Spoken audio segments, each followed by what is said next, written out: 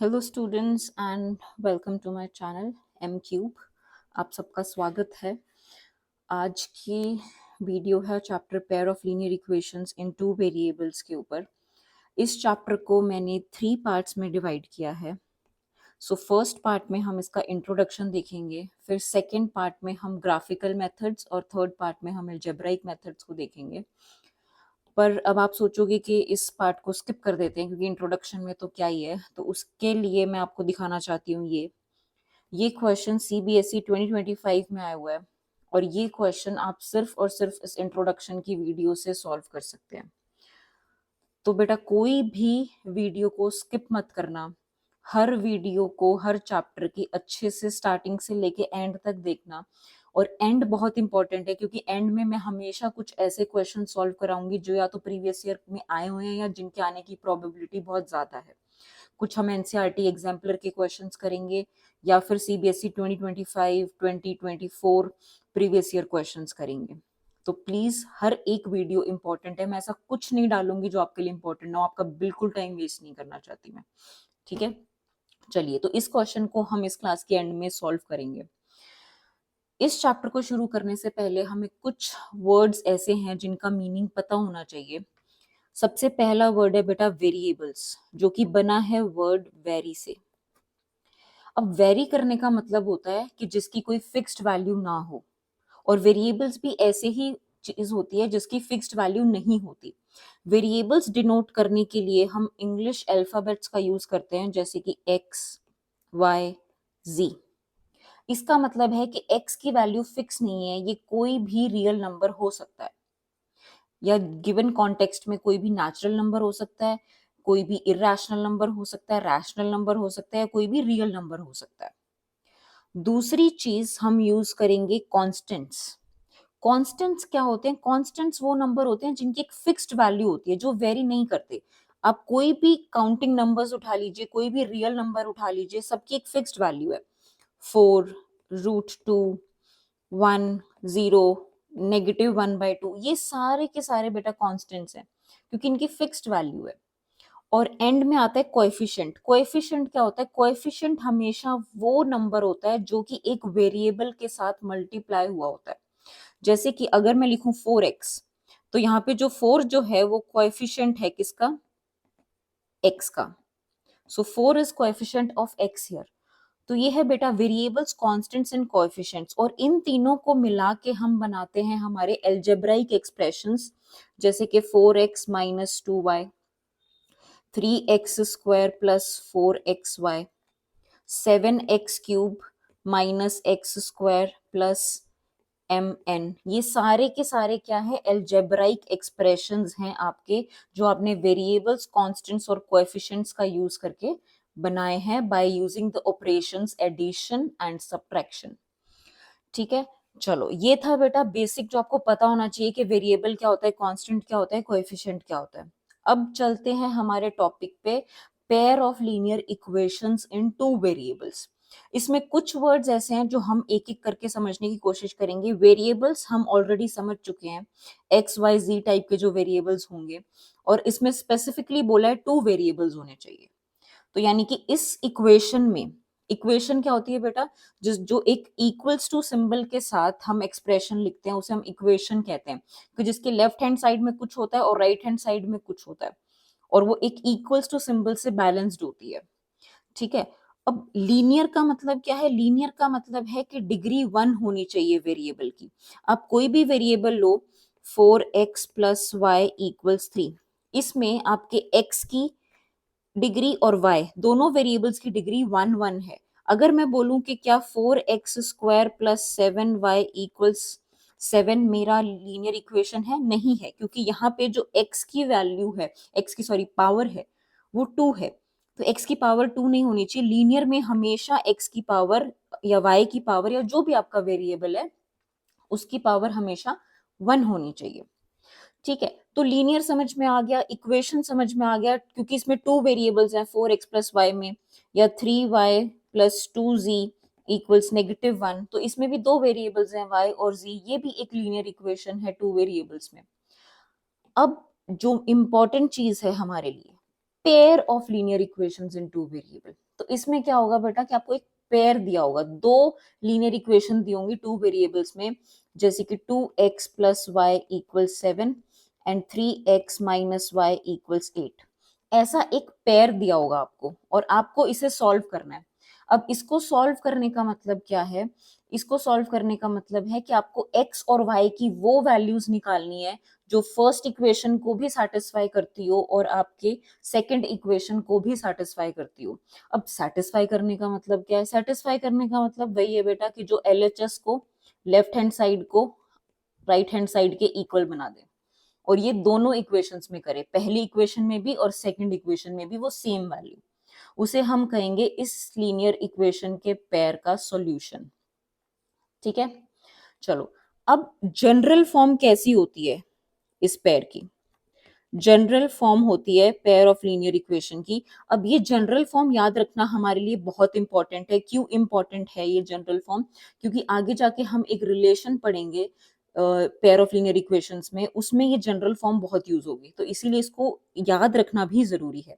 और मैं आपको थ्रू आउट वीडियोस बताती रहूंगी कि क्या क्या इंपॉर्टेंट है, क्या क्या आपके टिप्स पे होना चाहिए, क्या क्या आपको याद होना चाहिए। So a1x plus b1y plus c1 equals to 0, a2x plus b2y plus c2 equals to 0। ये यहाँ पे आपके x और y वेरिएबल्स हैं और a1 b1 c1 a2 b2 c2 आपके रियल नंबर्स हैं। और यहाँ पे a1 0 के इक्वल नहीं हो सकता और b1 0 के इक्वल नहीं हो सकता, सिमिलरली a2 0 के इक्वल नहीं हो सकता और b2 भी 0 के इक्वल नहीं हो सकता। क्यों नहीं हो सकता? क्योंकि अगर दोनों में से कोई भी 0 के इक्वल हो गया, सपोज करो अगर a1 0 के इक्वल हो गया, तो ये इक्वेशन क्या बन जाएगी? 0 into x plus b one y plus c one equal 0। तो ये बन गई b1y प्लस c1 इक्वल 0। ये तो बेटा linear equation in two variables रही ही नहीं, इसमें तो सिर्फ एक ही वेरिएबल है। तो इसीलिए ना तो a1 0 हो सकता है, ना b1, ना a2 0 हो सकता है, ना b2।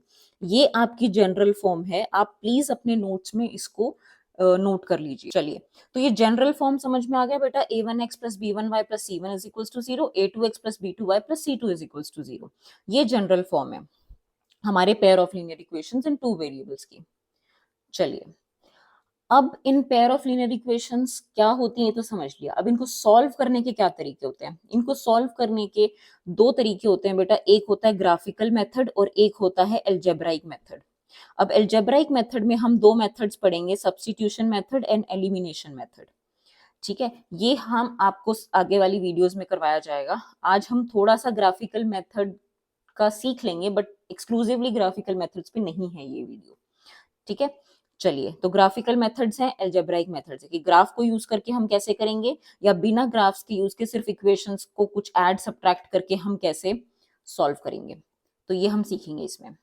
अब देखिए, अब आता है बेटा सबसे इंपॉर्टेंट चीज कि एक linear equation, pair of linear equation के ग्राफिकल रिप्रेजेंट समझने से पहले ये पता होना चाहिए कि एक लीनियर इक्वेशन, अगर एक ही लीनियर इक्वेशन दे दी जाए आपको इन टू वेरिएबल्स, तो उसकी ग्राफिकल रिप्रेजेंटेशन क्या होती है।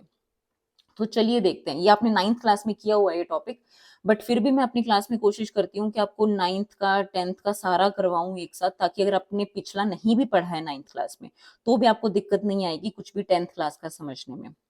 ठीक है, तो चलिए, अगर आपको कोई भी लीनियर इक्वेशन दे दी जाए, suppose x minus y equals 2, अब इसको हम ग्राफ पे प्लॉट कैसे करते हैं?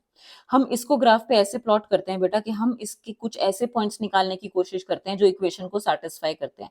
तो या तो हम x की वैल्यू कुछ ले लेंगे या y की वैल्यू ले लेंगे। अब मैं जनरली क्या करती हूँ, मैं एक बार x को 0 ले लेती हूँ और एक बार y को 0 ले लेती हूँ, इससे मेरे पॉइंट्स निकालने ईजी हो जाते हैं बस। बाकी आप कोई भी पॉइंट ले सकते हैं, एब्सोल्युटली आपकी मर्जी है।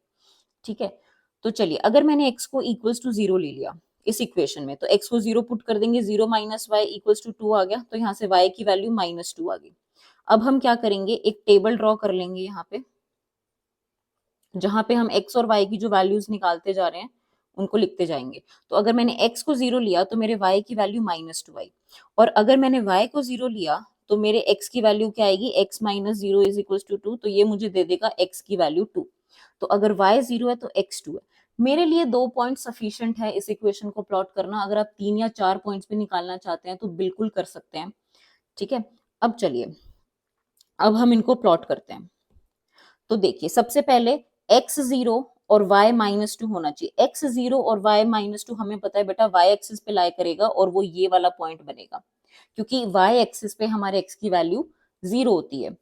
और दूसरा पॉइंट है हमारा 2, x की वैल्यू 2 है और y की वैल्यू 0 है, तो हमारा पॉइंट हो गया ये वाला। ठीक है, अब हम अपनी स्ट्रेट लाइन ड्रॉ कर देंगे इन दोनों पॉइंट्स को ज्वाइन करते हुए। बेटा लाइन ड्रॉ हो गई, हमने दोनों पॉइंट्स को ज्वाइन कर दिया, हमें लाइन मिल गई x minus y equals to 2 को रिप्रेजेंट कर रही है। तो ये पॉइंट हमारा क्या है 2,0 और ये वाला पॉइंट क्या है 0,-2। हमें हमेशा जो पॉइंट्स हम प्लॉट कर रहे हैं उनको लेबल करना चाहिए और जो लाइन हमने प्लॉट किया उसको लेबल करना चाहिए। तो अब आप समझिए यहाँ से कि अगर एक लीनियर इक्वेशन थी तो वो एक लाइन को रिप्रेजेंट कर रही है हमारे ग्राफ में। ठीक है, तो अगर पेयर ऑफ लीनियर इक्वेशंस होगा तो वो किसको रिप्रेजेंट करेगी? अब बेटा pair of linear equations obviously two lines को रिप्रेजेंट करेगी। ठीक है, अब वो टू लाइंस किस किस टाइप की हो सकती हैं? दो लाइंस, पहली चीज कि या तो वो इंटरसेक्टिंग लाइंस हो सकती हैं, एक दूसरे को एक ही पॉइंट पे इंटरसेक्ट करेंगी। तो अगर इंटरसेक्टिंग लाइंस हैं तो वो कुछ ऐसी जाएंगी। ठीक है, तो कुछ ऐसे इंटरसेक्ट करेंगे एक दूसरे को। या हो सकता है कि लाइंस हमारी पैरेलल हो। पैरेलल लाइंस वो लाइंस होती हैं जो कभी इंटरसेक्ट करेंगी ही नहीं एक दूसरे को, कभी नहीं मिलेंगी, चाहे आप जितना मर्जी इनको एक्सटेंड कर लें। तो लाइंस पैरेलल भी हो सकती हैं। और जो तीसरा टाइप ऑफ लाइंस हो सकती हैं वो है कोइंसिडेंट लाइंस। कोइंसिडेंट लाइंस वो लाइंस होती हैं बेटा जो एक ही दूसरे के ऊपर लाए करती हैं, सेम लाइन होती हैं, बस उनकी इक्वेशन हम थोड़ा डिफरेंट तरीके से उनको लिखते हैं। ठीक है, तो ये तीन टाइप्स की लाइंस होती हैं हमारे पास, या तो लाइंस इंटरसेक्टिंग होंगी, या लाइंस पैरेलल होंगी, या लाइंस कोइंसिडेंट होंगी। इंटरसेक्टिंग लाइन सिर्फ एक पॉइंट पे इंटरसेक्ट करती हैं, पैरेलल लाइंस कभी भी इंटरसेक्ट नहीं करती हैं, और कोइंसिडेंट लाइंस एक दूसरे को ओवरलैप करती हैं, मतलब कि एक दूसरे के ऊपर ही होती हैं, वो लाइन सेम लाइन होती हैं। ठीक है, तो इस तीन टाइप की लाइंस हो सकती हैं हमारे पास। अब बेटा सॉल्यूशन क्या होता है? सॉल्यूशन वो पॉइंट होता है जो कॉमन होता है दोनों के दोनों इक्वेशंस के बीच में, यानी कि दोनों लाइंस का जो कॉमन पॉइंट है। अब इंटरसेक्टिंग में आपको एक पॉइंट कॉमन मिल रहा है, तो इसका मतलब कि इसका एक यूनिक सॉल्यूशन मिलेगा, वन सॉल्यूशन मिलेगा। पैरेलल लाइंस में आपको कोई सॉल्यूशन नहीं मिलेगा, क्योंकि इन दोनों इक्वेशंस की लाइन कहीं पे इंटरसेक्ट कर ही नहीं रही। ऐसी कोई वैल्यू x और y की है ही नहीं जो दोनों लाइंस पे लाई कर रही हो, यानी कि दोनों इक्वेशंस को सेटिस्फाई कर रही हो। और इनका तो हर पॉइंट ही कॉमन है। अब आप क्या बता सकते हैं कि एक लाइन पे कितने पॉइंट्स लाई करते हैं? नहीं ना, इनफाइनाइटली मेनी पॉइंट्स होते हैं। तो इसीलिए इस इनके सॉल्यूशंस जो हैं आपको इनफाइनाइटली मेनी सॉल्यूशंस मिलेंगे। ठीक है, चलिए इतना समझ में आ गया कि graphical representation of pair of linear equations जो है इंटरसेक्टिंग होता है, पैरेलल होता है और कोइंसिडेंट होता है। अगर कोई भी पॉइंट ऐसा है बेटा कहीं पे भी जो आपको समझ में नहीं आया है, आप प्लीज कमेंट्स में लिखिए या मुझे मेल भी कर सकते हैं, और मैं एक डाउट क्लास ऑर्गेनाइज करूंगी आफ्टर एवरी चैप्टर की वीडियो, या जब भी आप लोगों से बात करके जब भी आपको टाइमिंग सूट करेगा। और उस डाउट क्लास में मैं वन बाय वन सारे के सारे डाउट्स आपके क्लियर कर दूंगी। तो बिल्कुल कम्युनिकेशन रखा जाएगा आप लोगों के साथ। ऐसा नहीं कि सिर्फ मैंने वीडियोस अपलोड कर दिया आप देखो और घर जाओ, और आपकी कोई डाउट्स है तो मुझे फर्क नहीं पड़ता, नहीं, मैं पूरा क्लियर करवाना चाहती हूँ आपको। तो अगर कोई भी डाउट्स है तो आप प्लीज कमेंट सेक्शन में लिखिए कि मैम मुझे ये वाला टॉपिक समझ नहीं आया, प्लीज थोड़ा और अच्छे से समझाइए या थोड़ा और एक्सप्लेन कीजिए। तो प्लीज आप कमेंट्स में बताइएगा, ताकि मैं डाउट क्लास में आपके ज्यादा से ज्यादा कमेंट्स के अकॉर्डिंग ज्यादा से ज्यादा डाउट्स आपके क्लियर करवा सकूं। ठीक है, चलिए ओके आगे बढ़ते हैं। अब इंटरसेक्टिंग लाइंस पे आते हैं बेटा। इंटरसेक्टिंग लाइंस में कौन सी लाइंस हमने देखा कि इंटरसेक्ट करती हैं दूसरे के साथ एक पॉइंट पे, लेकिन क्या इनके कोएफिशिएंट्स जो हमने देखे थे ना a1 x b1 y plus c1, अब उनको देख के ही हम बता पाएंगे कि जो गिवन पेयर ऑफ लाइंस है वो इंटरसेक्टिंग है या नहीं है। कैसे, इसको एग्जांपल से समझते हैं। सपोज कीजिए आपको दो इक्वेशंस दी हुई हैं x plus y equals to and 3x minus y equal 6। ठीक है, अब याद कीजिए कि आपका जनरल फॉर्म क्या था, इसीलिए मैंने बोला था कि जनरल फॉर्म को याद करना बेटा बहुत जरूरी है, क्योंकि हम कोएफिशिएंट्स के अकॉर्डिंग देखेंगे कि लाइंस इंटरसेक्टिंग हैं या लाइंस पैरेलल हैं या लाइंस कोइंसिडेंट है। अब इंटरसेक्टिंग है या नहीं ये कैसे पता चलेगा? देखिए x plus y is equals to 2, 3x minus y is equals to 6। इसको प्लॉट करके देखते हैं, पहले देखें तो सही कि इंटरसेक्टिंग है भी या नहीं है। तो अगर x plus y equals to 2 के लिए बेटा मुझे अपने पॉइंट्स चाहिए, तो क्या पॉइंट्स होंगे? अगर मैं x को 0 ले लूं तो y2 हो जाएगा, और अगर y को 0 ले लूं तो x2 हो जाएगा। और दूसरी लाइन के लिए भी हम पॉइंट्स बना लेंगे हमारे।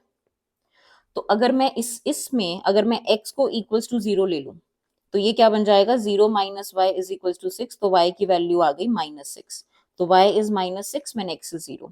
अगर मैं इसमें y को 0 ले लूं तो मेरा 3x इज इक्वल्स टू 6 आ जाएगा, x की वैल्यू आ जाएगी 2। तो यानी कि x 2 है जब y 0 है। अब एक एक करके हम इन लाइंस को प्लॉट करते हैं।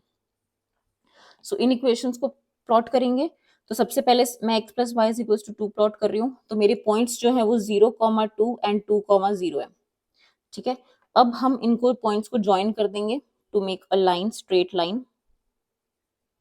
चलिए, तो ये हमारी लाइन हो गई। अब हम इसको लेबल भी कर देते हैं कि ये हमारा जो पॉइंट है वो 2,0 है, सॉरी 0,2 है, और ये जो हमारा पॉइंट है वो 2,0 है, और ये हमारी लाइन जो है वो x plus y equals to 2 है।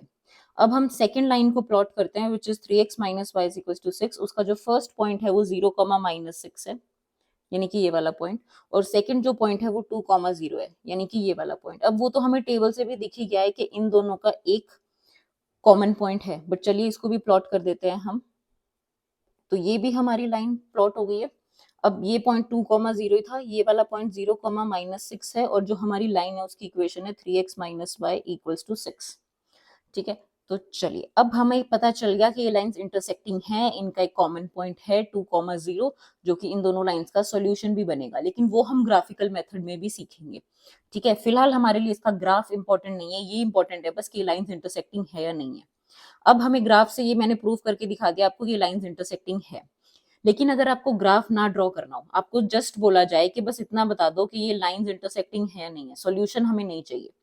ठीक है, तो आप क्या करोगे? रेशियोज को कंपेयर करोगे, इनके कोएफिशिएंट्स, इस रेशियोज निकालोगे इनकी कोएफिशिएंट्स के। कैसे? इंटरसेक्टिंग लाइंस के लिए जो कंडीशन होती है वो होती है बेटा कि a1 upon a2 is not equals to b1 upon b2। This is the condition for intersecting lines. अब इस केस में ये कैसे लागू होता है? अगर आप यहां से कंपेयर करें, यहां से और यहां से देखें, तो आपका a1 किसके इक्वल है? a1 होता है बेटा, देखो क्या है, x का कोएफिशिएंट। तो a1 यहाँ पे x का कोएफिशिएंट 1 है, और a2 होता है सेकंड इक्वेशन में x का कोएफिशिएंट जो कि 3 है। तो a1 अपॉन a2 क्या हो गया? 1 अपॉन 3। ठीक है, अब b1 अपॉन b2 देखते हैं। तो b1 है y का कोएफिशिएंट, तो यहाँ पे b1 है y का कोएफिशिएंट विच इज 1 एंड -1, तो which is obviously not equals to 1 over -1। तो रेशियोज इक्वल नहीं है, और हमारे पास आ गया कि लाइंस इंटरसेक्टिंग है। अगर लाइंस इंटरसेक्टिंग है तो बेटा दो चीजें याद रखना, कि एक कि इसका यूनिक सॉल्यूशन होगा, क्योंकि ये सिर्फ एक ही पॉइंट पे इंटरसेक्ट कर रही हैं, तो वो पॉइंट हमारा इंटरसेक्टिंग पॉइंट यूनिक सॉल्यूशन देगा। एंड सेकंड, जिस भी पेयर ऑफ इक्वेशंस का सॉल्यूशन एग्जिस्ट करता है उसे हम कहते हैं consistent pair of linear equations. तो अगर इंटरसेक्टिंग है तो हम बोलेंगे कि कंसिस्टेंट है ये पेयर ऑफ लीनियर इक्वेशंस। ठीक है, यहां तक क्लियर है? इंटरसेक्टिंग लाइंस के रेशियो से हम देख सकते हैं कि लाइंस किस टाइप की होंगी, कितने सॉल्यूशंस होंगे, pair of linear equations consistent है या नहीं है। ठीक है, ये चीज नोट करना इंपॉर्टेंट है आपके लिए इंटरसेक्टिंग लाइंस के लिए। इतना नोट कर लीजिए, बाकी जरूरत नहीं है, सिर्फ एग्जाम्पल लिख के ये नोट कर लीजिए वीडियो को पॉज करके। ठीक है, ग्राफ ड्रॉ करने की अभी आपको जरूरत नहीं है, वो ग्राफिकल मेथड में हम अच्छे से डिटेल में सीखेंगे। ठीक है, उसके बाद पैरेलल लाइंस में, पैरेलल लाइंस में क्या होता है बेटा? लाइंस पैरेलल कभी भी इंटरसेक्ट नहीं करती हैं। इंटरसेक्ट नहीं करने का मतलब है कोई कॉमन पॉइंट नहीं है तो सॉल्यूशन नहीं है। इसके क्या रेशियोज होते हैं? इसके रेशियोज होते हैं बेटा कि अगर a1 upon a2 is equals to b1 upon b2 but is not equals to c1 upon c2, तो हम कहते हैं कि लाइंस जो है वो पैरेलल लाइंस हैं। अब पैरेलल लाइंस में बेटा क्योंकि कोई भी सॉल्यूशन नहीं होता है, तो इसीलिए हम इसको बोलते हैं no solution and also inconsistent. अब ये चीज जो भी मैंने अभी तक स्क्रीन पे लिखी है, आप प्लीज अपने नोट्स में नोट कर लीजिए। अब इसको एक एग्जाम्पल से देखते हैं। चलिए, तो 2x plus y equals to 4 है और 4x plus 2y equals to 12 है। तो अगर मैं इसका रेशो निकालूं तो यहां से मेरा a1/a2 आएगा 2/4 विच इज 1/2। मेरा b1/b2 यानी कि x के कोएफिशिएंट्स का रेशो आएगा 1/2 एंड c1/c2 यानी कि जो मेरी कांस्टेंट टर्म्स है। अब कांस्टेंट टर्म्स का रेशो निकालते टाइम ध्यान रखिएगा कि दोनों की दोनों कांस्टेंट टर्म्स इक्वल्स टू के सेम साइड पे होनी चाहिए, कि या तो ये इस राइट साइड पे हो इक्वल्स टू के, या ये दोनों ही लेफ्ट साइड पे हो। या ऐसे भी लिख सकते हो आप इसको 2x plus y minus 4 equal 0 and 4x plus 2y minus 12 equal 0। तो -4/12 -12 या 4/12 करो, आंसर सेम ही आएगा। तो 4/12 करेंगे तो हमारे पास क्या आ जाएगा 1/3। ठीक है, तो अब यहां से आप देख सकते हैं कि आपका a1/a2 इक्वल है b1/b2 के, बट ये इक्वल नहीं है c1/c2 के। एंड अगर इनकी आप इक्वेशंस प्लॉट करेंगे ये ग्राफ पे, तो पैरेलल लाइंस ही मिलेंगी आपको, इंटरसेक्टिंग लाइंस नहीं मिलेंगी। और ना ही ये लाइंस कोइंसिडेंट है, एक दूसरे के ऊपर लाई भी नहीं कर रही है। आप चाहें तो इनका ग्राफ ड्रॉ करके देख सकते हैं। ठीक है, और अगर आप चाहते हैं कि मैं ड्रॉ करूं तो आप कमेंट्स में मुझे बता दीजिएगा, पैरेलल लाइंस पे मैं एग्जांपल्स ड्रॉ करके बता दूंगी। वरना आप जब नेक्स्ट क्लास देखेंगे इसके बाद वाली, जो कि ग्राफिकल मेथड है, उसमें मैं पैरेलल लाइंस को ड्रॉ करके दिखाऊंगी, तो फिर आपको जरूरत नहीं पड़ेगी। बस अभी के लिए इतना याद रख लीजिए, इतना समझ लीजिए कि a1/a2 इक्वल्स टू b1/b2 होना चाहिए, बट कॉन्स्टेंट्स का रेशो c1/c2 का रेशो इक्वल नहीं होना चाहिए। और एक चीज ध्यान रखिएगा कंपेयर करते टाइम के कॉन्स्टेंट्स आपके सेम साइड पे होने चाहिए। ऐसा ना हो कि आप कंपेयर कर रहे हैं 2x plus y equals 4 and 4x plus 2y minus 12 equals to 0 को, इसमें कंपैरिजन आपका गलत आएगा, आपका रेशो गलत आएगा। ठीक है, तो ऐसे मत कीजिएगा। आई होप यहां तक क्लियर है।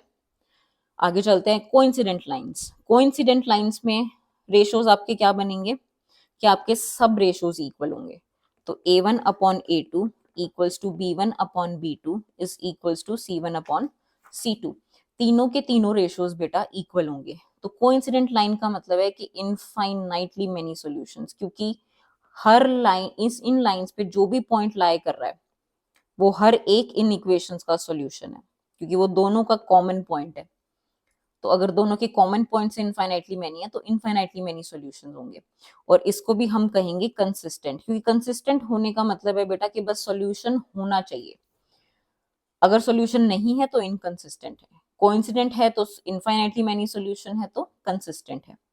इसका भी एक एग्जांपल देख लेते हैं कोइंसिडेंट लाइंस का। सपोज कीजिए आपको दिया है 3x plus 2y equals to 6 and 6x plus 4y equals to 12।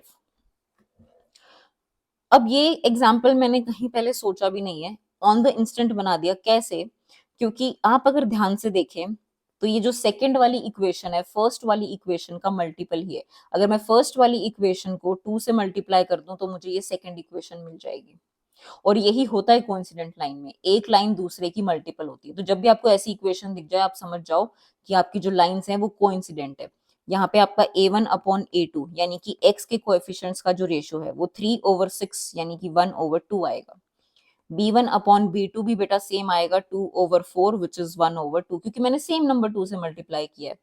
c1/c2 भी equals to 6/12 which is again 1/2।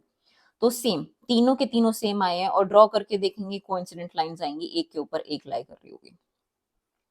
ठीक है, तो ये नोट कर लीजिएगा अपने नोट्स में। कोइंसिडेंट लाइंस का मतलब है इनफाइनाइटली मेनी सॉल्यूशंस, को कंसिस्टेंट, रेशियोज तीनों के तीनों आपके इक्वल होंगे।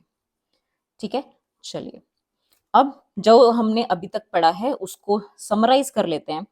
इंटरसेक्टिंग लाइंस होती हैं बेटा, एक पॉइंट पे इंटरसेक्ट करती हैं किसी भी एक पॉइंट पे, और इसका जो रेशोज हैं वो कोई भी ratio a1/a2 is not equals to b1/b2, कि पहले दो रेशोज x के कोएफिशिएंट्स और y के कोएफिशिएंट्स इक्वल नहीं होते हैं। रेफरेंस के लिए मैं यहाँ पे फिर से आपके लिए general form of linear equations लिख देती हूँ ताकि आपको कोई भी कंफ्यूजन ना हो। ये टेबल आप जरूर बना लीजिएगा, इसका स्क्रीनशॉट लेके रख लीजिएगा जब ये कंप्लीट हो जाएगी। अभी next, parallel lines. Parallel lines में क्या है, लाइंस कभी भी एक दूसरे से मिलती नहीं है, तो इसका मतलब कि इसका कोई सॉल्यूशन नहीं होता। कोई सॉल्यूशन नहीं होता, कैसे रेशियो से पता चलता है हमें, a1/a2 एंड b1/b2 तो इक्वल होते हैं, बट c1/c2 के इक्वल नहीं होता। इंटरसेक्टिंग लाइंस का मतलब है यूनिक सॉल्यूशन होगा, पैरेलल लाइंस का मतलब है कोई सॉल्यूशन नहीं होगा और ये इनकंसिस्टेंट है। कोइंसिडेंट लाइंस का मतलब है कि एक ही लाइन के ऊपर दूसरी लाइन लाई कर रही है, मतलब बिल्कुल एक दूसरे के ऊपर ये लाइंस लाई कर रही हैं, तो इनके तीनों के तीनों रेशियोज इक्वल हैं और इसीलिए ये लाइन कंसिस्टेंट है और इसके इनफाइनाइटली मेनी सॉल्यूशंस हैं कि आप गिन भी नहीं सकते कितने सॉल्यूशंस हैं। ठीक है, चलिए, तो इसी के साथ बेटा हमारा first part, introduction part of linear equations खत्म होता है। अब याद है स्टार्टिंग में मैंने आपको क्वेश्चन दिखाया था 2025 का, तो वो क्वेश्चन हम कर लेते हैं। A system of linear equations in two variables is inconsistent if the lines in the graph are। अब इनकंसिस्टेंट बोला है बेटा, इनकंसिस्टेंट कब होता है, जब सॉल्यूशन नहीं होता। सॉल्यूशन कब नहीं होता, जब लाइंस पैरेलल होती हैं, तो इसका ऑप्शन था बी, क्योंकि कोइंसिडेंट लाइन नहीं हो सकता, कोइंसिडेंट लाइन इनकंसिस्टेंट नहीं होती, वो कंसिस्टेंट होती है, इनफाइनाइटली मेनी सॉल्यूशंस होते हैं। इंटरसेक्टिंग एट वन पॉइंट, यानी कि इंटरसेक्टिंग लाइंस हैं, बिल्कुल भी इनकंसिस्टेंट नहीं हो सकती, कंसिस्टेंट है क्योंकि यूनिक सॉल्यूशन होता है। Intersecting at right angles, Baba intersect करने से मतलब है ना, राइट एंगल पे करे, चाहे 30 डिग्री पे करे, चाहे किसी भी डिग्री पे करे, हमें क्या मतलब, हमें तो मतलब है कि इंटरसेक्टिंग होना चाहिए। तो अगर इंटरसेक्टिंग है तो इसका मतलब कंसिस्टेंट है, एक यूनिक सॉल्यूशन है। तो सिर्फ पैरेलल लाइंस ही इनकंसिस्टेंट होती हैं, तो इसीलिए इनकंसिस्टेंट इसका आंसर है। अब देखिए, इतने छोटे से टॉपिक से बेटा एक क्वेश्चन आ गया है पेपर में और ये डायरेक्टली सॉल्व हो जाता है, 1 नंबर आपकी जेब में पक्का। अब इतना इजी क्वेश्चन भी अगर आप सिर्फ इसलिए नहीं छोड़ के आओगे कि इसलिए छोड़ के आओगे कि क्या फर्क पड़ता है इंट्रोडक्शन करने से, सीधा हम मेन क्वेश्चन लगाने पे शुरू करते हैं, ग्राफिकल मेथड, अलजेब्राइक मेथड करते हैं, तो वो गलत है। हर चीज इंपॉर्टेंट है, जो मेरी क्लास में कराई जाएगी वो हर चीज इंपॉर्टेंट है, इतना कर लो। ठीक है, और इस 3 पार्ट्स में ये चैप्टर डिवाइडेड है, फिर से मैं आपको बता रही हूँ। उसके बाद में एनसीईआरटी के सॉल्यूशंस भी हैं, एनसीईआरटी एग्जाम्पलर के सॉल्यूशंस भी हैं, तो एक एक करके सब कवर हो जाएगा बेटा। बस साथ साथ अपने नोट्स बनाते रहना और पढ़ते रहना। ओके, एंड प्लीज चैनल को सब्सक्राइब कर लेना, ताकि आपके पास नोटिफिकेशन, और बेल बटन को भी प्रेस कर देना, ताकि आपके पास नोटिफिकेशंस आती रहें। और जब भी मैं नए चैप्टर की वीडियोस अपलोड करूंगी, हर वीक एक चैप्टर आ जाएगा, आपका अपलोड हो जाएगा सारा मटेरियल, और कोई भी मिनट भी आपका क्लास में वेस्ट नहीं किया जाएगा। ठीक है, ओके, थैंक यू बेटा।